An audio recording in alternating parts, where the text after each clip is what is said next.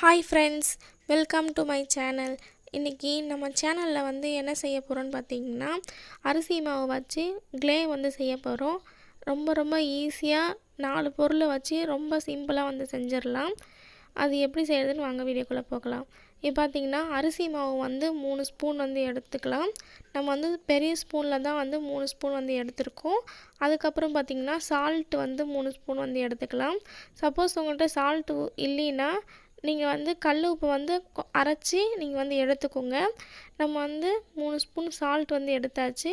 Salt எதுக்கு எடுத்துருக்கோன்னு பார்த்தீங்கன்னா, நம்ம செய்கிற க்ளே கெட்டு போகாமல் இருக்கிறதுக்காக தான் உப்பு எடுத்திருக்கோம்.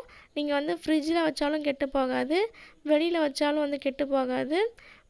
1 மாதத்துக்கு இருக்கும். அதனால தான் 3 ஸ்பூன் எடுத்திருக்கோம்.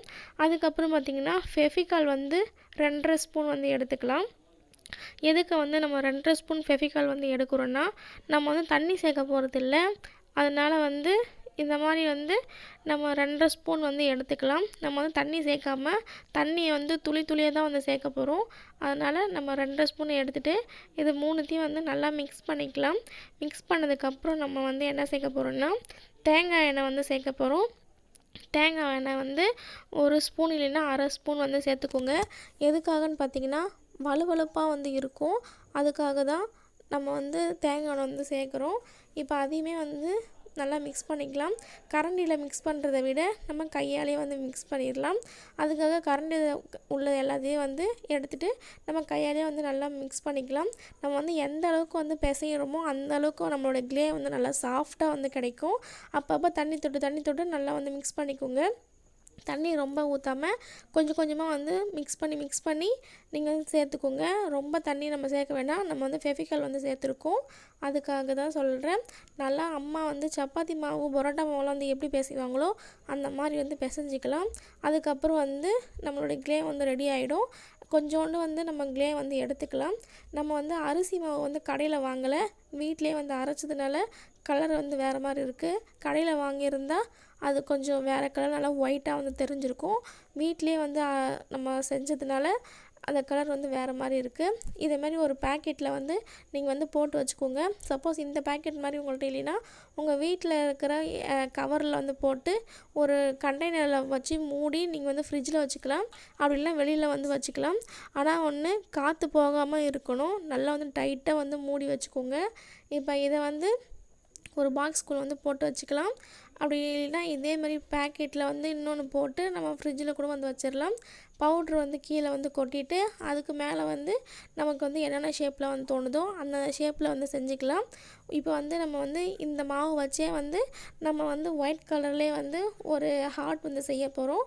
அதுக்காக வாட்டர் கேனை அறுத்து நம்ம ஹார்ட் மாதிரி வச்சுருக்கோம். அதை இதை மாதிரி செஞ்சிடலாம். நமக்கு ஒரு ஹார்ட் ஷேப் கிடச்சிடுச்சு. அதுக்கப்புறம் பார்த்திங்கன்னா நம்மளுடைய ஹார்ட் நல்லாயிருக்கு. அதுக்கப்புறம் நம்ம என்ன செய்ய போகிறோன்னா, poster colour paint green colour எடுத்துக்கலாம். நம்ம ஒரு லீஃப் செய்யலாம். அதுக்கப்புறம் ஒரு ஹார்ட்டு ஒரு ரவுண்ட் செய்ய போகிறோம். அதுக்காக பச்சை கலர் எடுத்துக்கலாம். உங்களுக்கு பச்சை கலர் பிடிக்கலைன்னா உங்களுக்கு என்னென்ன கலர்லாம் தேவைப்படுமோ அந்த கலரில் நீங்கள் பெயிண்ட் கலந்துக்குங்க. உங்களுக்கு என்னென்ன கலரில் தேவைப்படுமோ அந்த கலரில் கலந்துக்கிட்டிங்கன்னா உங்களுக்கு அந்தந்த கலரில் கிடைக்கும். நம்ம இப்போ ஒரு ஸ்பூன் எடுத்துக்கலாம்.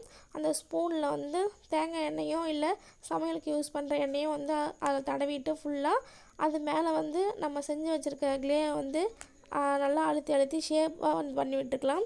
ஏன்னு பார்த்தீங்கன்னா நம்ம ஒரு லீஃப் செய்ய போகிறோம், ஒரு இலை. அதுக்காக தான். இப்போ இதை கீழே தட்டினோம்னா ஒரு இலை கிடச்சிரும். நமக்கு ஒரு அழகான இலை கிடச்சிடுச்சு. இப்போ ஸ்பூனுக்கு பின்னாடி இருக்கும் பார்த்திங்களா, அதை வச்சு நம்ம இதுமாதிரி கோடு சைடில் போட்டு நீட்டாக ஒரு கோடு நடுவில் போட்டு விட்டுறலாம். நம்மளுடைய இலை ரெடி ஆகிடுச்சு. பார்க்க ரொம்ப அழகாக இருக்குது. கண்டிப்பாக இந்த இலை நீங்கள் செஞ்சு பாருங்கள். இப்போ அடுத்தது வாட்டர் கேன் மூடியை வச்சு நம்ம ரவுண்டு பண்ணிக்கலாம்.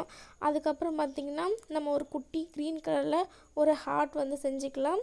இப்போ இந்த மாதிரிலாம் செஞ்சு இந்த ஹார்ட்டை ஒயிட் கலர் ஹார்ட்டுக்கு மேலே வந்து வச்சுக்கலாம். நம்ம ரெட் கலரில் கூட பண்ணியிருக்கலாம், ஆனால் ஒயிட்டு க்ரீன் நல்லா இருக்குதுல்ல, அதனால் நம்ம க்ரீன் கலர் பண்ணியாச்சு. நம்ம ஃப்ரிட்ஜில் ஸ்டோர் பண்ணுறதுக்கு கொஞ்சம் க்ளேவும் வந்து எடுத்து வச்சாச்சு. அவ்வளோதான், நம்மளோட க்ளே வந்து ரெடி ஆகிடுச்சு. ரொம்ப சிம்பிள் தான், கண்டிப்பாக வீட்டில் செஞ்சு பாருங்கள்.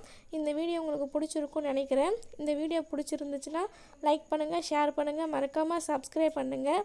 தேங்க்ஸ் ஃபார் வாட்சிங். பாய்.